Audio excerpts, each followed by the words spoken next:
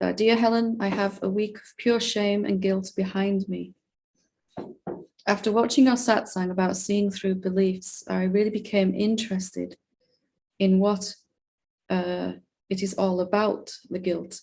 What I found was the opposite, innocence. I tried to find the meaning of the word, which led me to not harmful, which really felt relieving.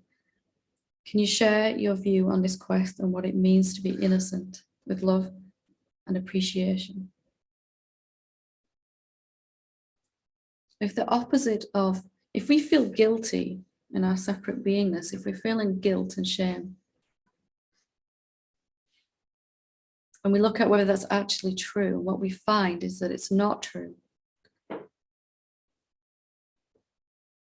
The other option, if we're not guilty actually, the other option is innocence, isn't it? You know, we see it in the court system. If I'm not guilty, I'm innocent. So if I'm not guilty, if I'm not the person, the character that I think has done all these things or said all these things or thought all of these things, what remains then is this innocence.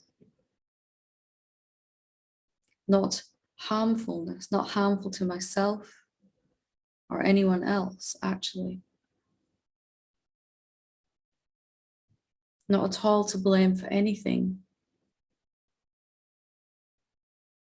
Anything that I have done, said, or any actions I've taken from this fictional character, thinking that I am this fictional character, can we be blamed for that?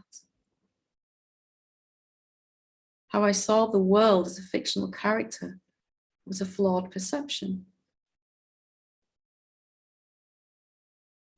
Guilt and shame are based upon this, aren't they? This whole idea I should not have done, said, or whatever that I did. What we find though, when we can't find this legendary me,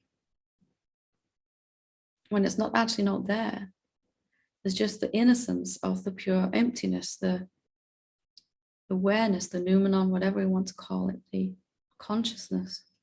She's totally innocent, totally non-harmful, totally non-violent.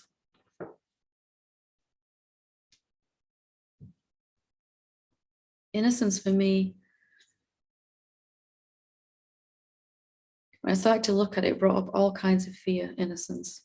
I remember being a very small child, feeling very innocent, and the world kind of knocking that out of me in certain ways, as I'm sure we can all relate to.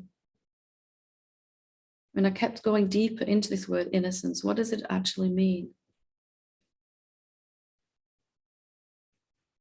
Then there's this freshness and newness and nowness about what you actually are that's never been changed or corrupted. It's never been less than or unworthy. It's not capable of actually.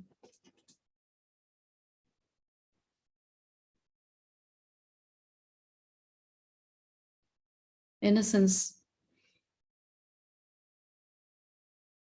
is really just a return to the, or a recognition of what's still here right now about us that never actually changed. The greatest lie of all is that we somehow fell from grace and became less than we need to be.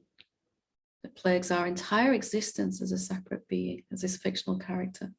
All of its motivations are about trying to make up for some perceived flaw, some lack of innocence.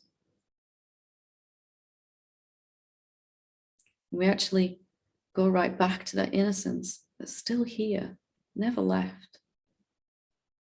We've just been in our heads experiencing what we think we are than what we actually are.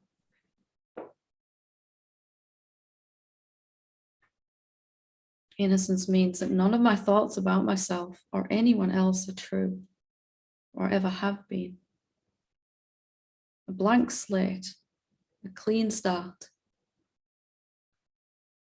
If my thoughts aren't true, then I don't need to keep experiencing them. I can begin to experience what everything really is, what I actually am.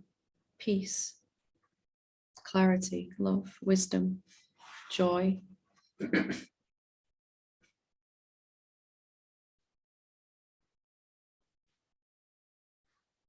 Like that feeling when you were 4 or 5 years old, if you've ever woken up in the morning, you're really excited, there's just this, I don't know if some of the Australians will get this, but this pristine white snow has not been stood on yet, you know, totally just fresh. Nobody has ever walked upon it yet.